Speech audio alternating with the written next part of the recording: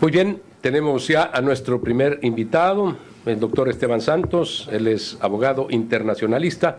Estamos aquí junto a Verónica Guevara y Oscar del Bruto para realizar este diálogo sobre un tema mundial, global, como es la búsqueda de la paz entre Rusia y Ucrania. El día viernes parece que va a ser una fecha fundamental, importantísima. Visitaría Zelensky al presidente Donald Trump en Washington y ahí se podría llegar a un acuerdo entre Estados Unidos y Zelensky, especialmente acuerdos de carácter económico, pero que serían la base también para lograr la paz entre Rusia y Ucrania. Se le asigna trascendencia a ese acuerdo que hablan de 500.000 millones de dólares entre Estados Unidos y Ucrania. Esto es para que pueda explotar esas riquezas de minerales que tiene Ucrania y así resarcirse Estados Unidos de los 270.000 millones que ha puesto durante estos 3 años apoyando en la guerra a Ucrania. De tal manera que inicio la entrevista con este punto, luego iremos ya al tratamiento con la Unión Europea, por supuesto China, Rusia y Ucrania, pero me parece que este es un punto fundamental, Esteban. Gracias, Oscar. Buenos días. A ver, lo primero, me encantaría compartir la idea de que este viernes estaríamos más cerca de firmar una paz. Yo tengo el beneficio de inventario al respecto, porque no se va a hablar de la paz, se va a hablar de una imposición que Trump le quiere poner a Zelensky con respecto a cómo me vas a devolver el dinero que yo he puesto. Básicamente eso. Inicialmente, efectivamente, se habló de una cifra cerca de los 500.000 millones de dólares. Esto es la mitad de todas las reservas que tiene Ucrania como país. Y lo que se dijo es, pues yo quiero la mitad de todos tus recursos, sobre todo en estas denominadas tierras raras, que son ahora las más cotizadas para todo lo que tiene que ver con tecnología y sobre todo baterías en los automóviles. Entonces se rechazó esto de plano. Inicialmente no se daba pues cabida. Al final los norteamericanos retiraron esta cifra de los 500.000 millones y sí se aceptó en cambio por parte de Zelensky el entregar pues gran parte de sus minerales, de sus recursos a cambio de seguridad. Pero esta seguridad depende mucho porque Trump ya lo dijo, no habrán soldados norteamericanos. There will not be boots on the ground, se dijo. 2, que la seguridad tiene que dar a los europeos. Y tercero, que no ve viable una Ucrania siendo parte de la OTAN.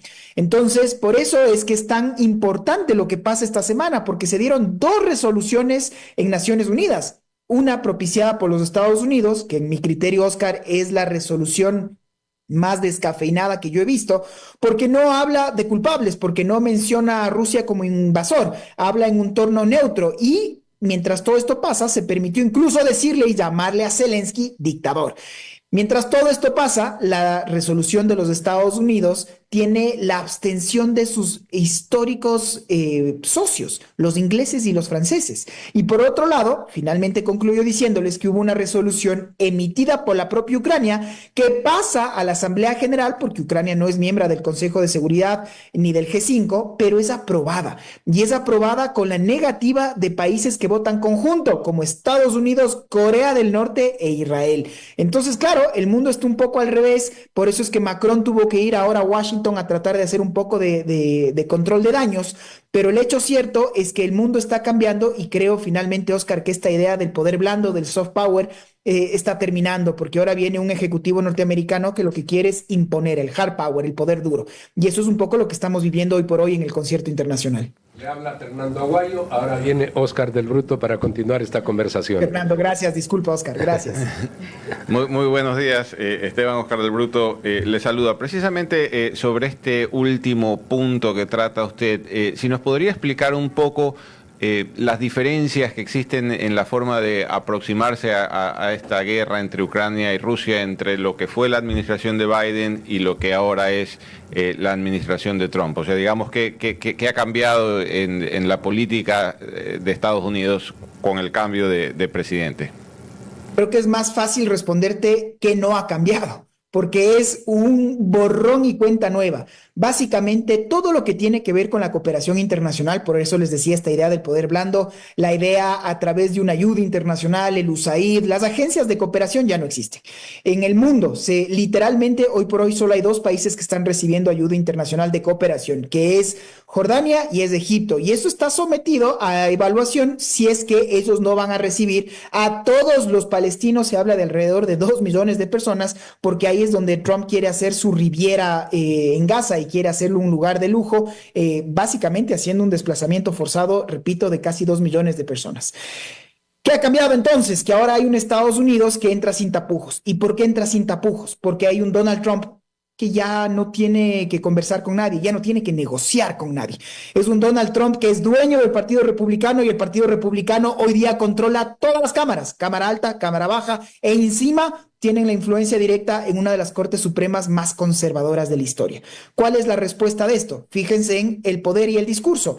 En la inauguración, Panamá, usted me tiene que devolver el canal porque no me gusta cómo está usted hablando y dándole preferencias a China. La respuesta de Panamá, damos por terminado la cooperación a la denominada nueva ruta de la seda. Groenlandia, usted por estrategia, porque el deshielo y por el cambio climático que aquí sí existe, usted tiene que ser parte de Estados Unidos. Y la corona danesa que tenga históricamente su reclamo ahí, pues debería cederlo a los Estados Unidos.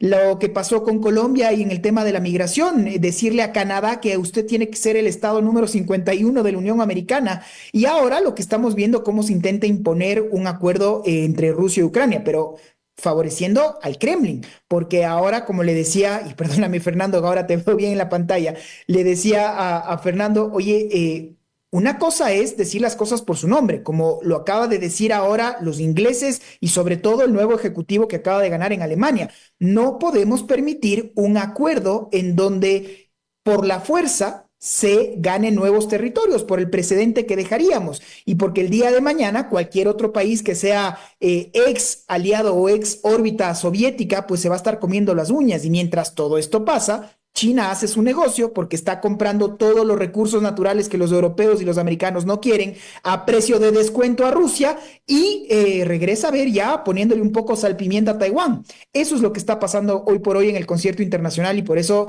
te digo, Oscar, creo que ha cambiado absolutamente todo. Ya no hay pacto otra vez climático de París, ya no hay Consejo de Derechos Humanos y hoy por hoy esta idea de un multilateralismo, la reunión del G20, acaban de cancelar la mitad de los líderes, ya no tiene esa influencia porque hoy volvemos a un mundo bipolar controlado por las potencias. El fin justifica el cambio del poder o las relaciones diplomáticas de todo lo que pasó ayer con la ONU. Estaríamos hablando de un fin, de llegar a la paz, pero ¿qué pasa con los terrenos y de la invasión que sufrió por 3 años Ucrania? ¿Qué pasa con esos terrenos? De acuerdo, Verónica. Yo a mis alumnos siempre les digo, hay algo que no creo y los pongo en mis sílabos. El que me logre dar una respuesta, pregúntenle ya al ChatGPT si quieren. Denme un ejemplo de paz impuesta que haya perdurado en el tiempo. Por las armas, por las malas. En la historia de la humanidad, 50 años es nada, 60 años es muy poco. Denme realmente un ejemplo de paz impuesta que perdure en el tiempo. Y yo no creo que existe. Y no creo que existe, Verónica, por la naturaleza humana. Porque los hombres cumplimos no porque es ley, cumplimos porque lo sentimos justo. Y el segundo que sentimos que algo no es justo, vamos a hacer lo que sea para no cumplir. Entonces ahora tienes un problema muy serio. Claro, tienes un presidente norteamericano que en campaña dijo que iba a acabar esta guerra en 24 horas. Claramente eso no ha pasado y no pasará tampoco. Pero está entusiasmado, está determinado en terminar rápido con este conflicto. Hasta ahí uno diría, bravo, lo aplaudo. El problema es cómo lo quiero hacer. Entonces, por un lado, reconociendo que las fronteras del 2014, cuando Rusia invadió y se tomó toda la península de Crimea, regresar a esas fronteras se dijo ya no es realista. Y a partir de eso también se reconoce que toda esta zona ocupada del Donbass también se tendrán que hacer concesiones. Para corolario, Verónica, oye, Putin acaba de anunciar que está dispuesto a ceder, pues, muchos de los minerales que se encuentran en la Ucrania ocupada. Y esto debió haber recibido un portazo por parte de Occidente y sobre todo los Estados Unidos, pero no. evaluación. Y entonces vemos cómo ahora es la realpolitik. Lo que me interesa son los intereses puros y duros, más que pensar en una idea de un multilateralismo o una razón última de respeto a la Carta de Naciones Unidas, por ejemplo. Eso es lo que está cambiando. ¿Dónde se están dando ahora las negociaciones? Ya no son en democracias, son en monarquías absolutistas del Golfo Pérsico. Eso es lo que está cambiando, repito, en el concierto internacional, y por eso es que es tan importante tomar nota, países pequeños como el Ecuador en vías de desarrollo, qué tipo de política exterior se tendrá que jugar de cara a lo que es esta nueva realidad internacional. ¿Y Zelensky qué va a pensar? ¿Qué posición tomará? O sea, ¿realmente va a aceptar por un tema negociable o realmente por cuánto tiempo va a durar la paz? Mira, está claro que si Estados Unidos no apoya militarmente, económicamente Ucrania, la suerte está echada. ¿En qué estoy de acuerdo con Trump? Que no puede ser que la seguridad de los europeos esté siempre dada y dictada por una ayuda norteamericana. Pero ese fue el orden mundial más de 70 años. O sea, esto desde que se terminó la Segunda Guerra Mundial. Entonces no es menor tener ahora ejecutivos alemanes que acaban, si bien la extrema derecha, yo creo que es cuestión de tiempo que sean ya gobierno, hoy por hoy va a haber nuevamente una coalición entre gobiernos y conservadores, entre los conservadores y la izquierda, pero lo primero que acaban de decir es, ya no podemos creer en los Estados Unidos como un socio confiable. Entonces tenemos que regresar a ver, y vemos que una Alemania acaba de anunciar el paquete de rearme más grande en su historia reciente, y el mundo lo aplaude. Que Japón acaba de anunciar un paquete de rearme, y el mundo lo aplaude. Los profesores de historia, obviamente, otra vez, probablemente comiéndose las uñas. Pero mientras todo esto pasa, ¿qué? Entendamos esta idea, los europeos un poco sin saber, porque no tienen este liderazgo, porque está cambiando el mundo, porque la extrema derecha está ganando terreno, ya tenemos una Giorgia Meloni, ya tenemos un Víctor Erdogan, en fin, la Europa ahora solo habla de no migración y cómo vamos a controlar nuestra economía, una Alemania que ya no es competitiva y está cerrando fábricas de Volkswagen, ¿a cambio de qué? Que vengan subcontratistas chinos, porque no pueden competir. Esa es la realidad en la que estamos viviendo ahora. Un Estados Unidos que se cierra, vuelve a poner aranceles y quiere imponer su política ante el mundo. Y mientras esto pasa, conflictos históricos que parece que se los quiere resolver nuevamente por la fuerza. Esto va a perdurar en el tiempo. Realmente creemos en una Riviera en Gaza. Yo vi el video y les invito a quienes nos escuchan con casi digo estupor. El video que puso Trump en su red social propia, en este Truth Social, en el que hace una versión idílica de oro con su cara por todo lado en una franja de Gaza de cómo él la envisiona con una inteligencia artificial y teniéndole ahí un Elon Musk lanzando dinero con un Netanyahu también sentado y tomando sol. Esa es la realidad de cómo mira a los Estados Unidos ahora al mundo y qué va a hacer este sistema de pesos y contrapesos. Mi pregunta abierta, porque si es que solo dejamos que se imponga la impronta de una persona, pues todo esto, lo que hemos trabajado por el multilateralismo, como les decía, por las instituciones internacionales y por el respeto a una ley internacional, pues estaríamos reescribiendo la historia sin más. Esteban, lo que sí está claro es que de una u otra forma marca el nuevo orden Donald Trump en la política internacional, porque en estos días ha surgido esa iniciativa que da la impresión que saliera de Rusia, pero sin duda ya ha habido un diálogo con Estados Unidos. Reducción al 50% de los gastos en defensa. Recordemos que en Estados Unidos se gastan 900,000 millones de dólares anualmente, ese es el presupuesto del gasto de defensa, 900,000 millones de dólares. Para poner un ejemplo, sería el Producto Interno Bruto de la República Argentina, que es de alrededor de 620,000 millones de un año y medio. Eso es lo que se gastan solamente en defensa. Y por otro lado, Rusia igualmente se dice alrededor de 170,000 millones, 270,000 China. Están proponiendo reducir al 50%. Me parece lo más correcto, porque cuando países en el mundo se mueren de hambre, estamos pues viviendo ese armamentismo y esa etapa nuclear que pone en peligro permanente al mundo.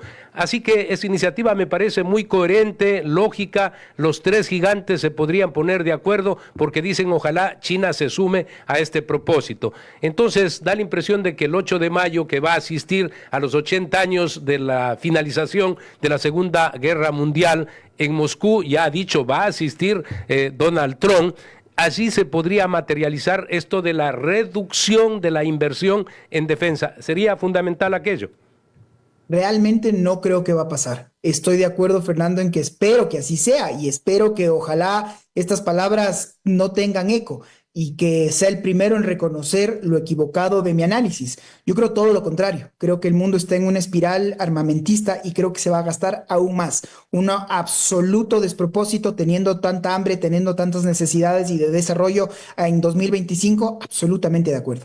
La revista Forbes, esta revista norteamericana que se encarga de ver las fuentes de riqueza en el mundo, publicó nuevamente y para sorpresa de nadie las principales fuentes de riqueza en el planeta. Y número 2025 siguen siendo las armas. Lo que más produce el mundo, lo que más vende, la industria que más mueve dinero, a 2025 siguen siendo, repito, las armas. 2, están todas las transnacionales que también nuevamente están básicamente monopolizadas por los Estados Unidos y en algo los socios europeos y después China y después en algo tendrá Rusia, pero muy venido a menos.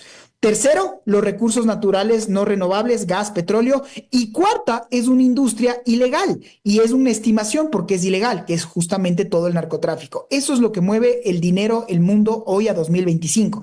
Entonces, mientras tenemos un rearme soviético, mientras tenemos un rearme muy fuerte de la China, una guerra económica,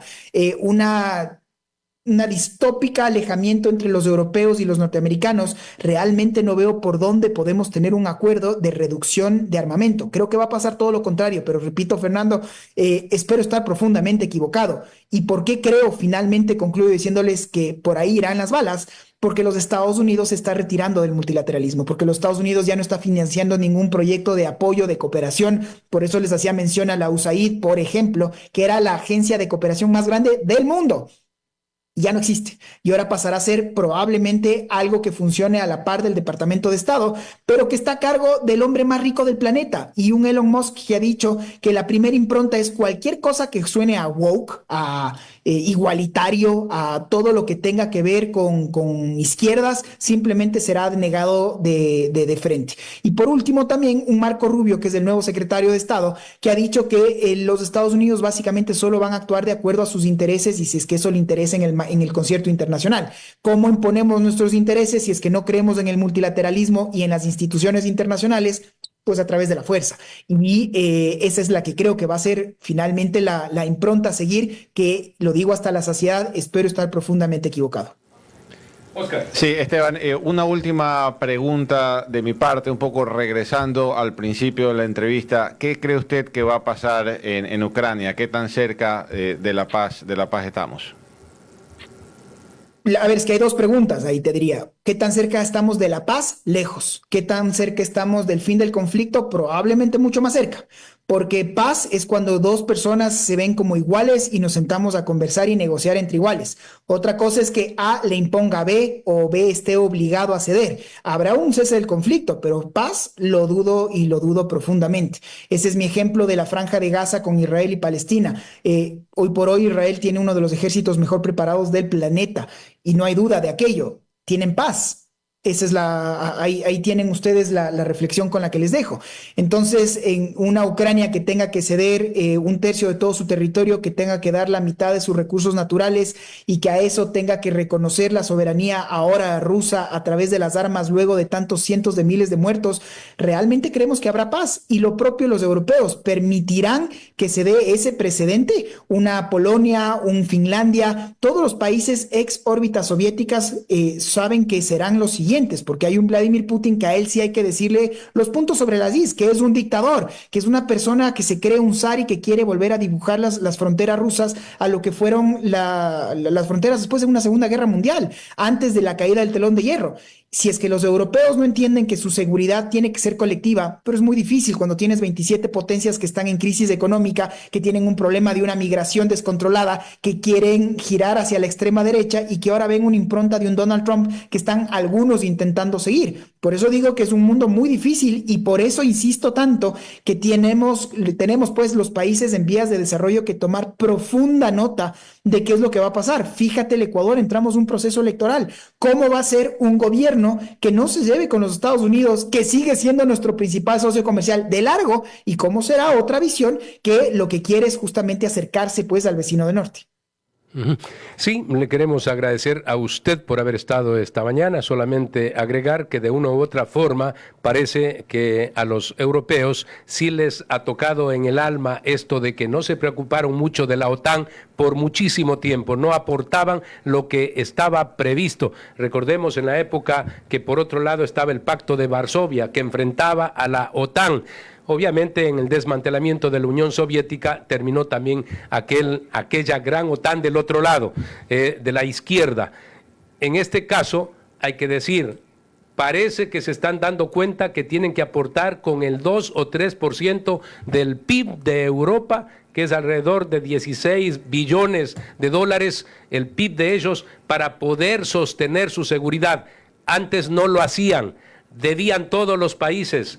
A ninguno le importaba la OTAN y resulta que la OTAN es la que los puede salvar de agresiones como la de Rusia a Ucrania. Muchísimas gracias por haber estado acá con nosotros esta mañana. Fernando, esta última parte muy brevemente es muy importante. Sí, ¿por qué? Porque habían las armas nucleares y habían las armas nucleares y el mundo entendió que este principio de la destrucción mutua.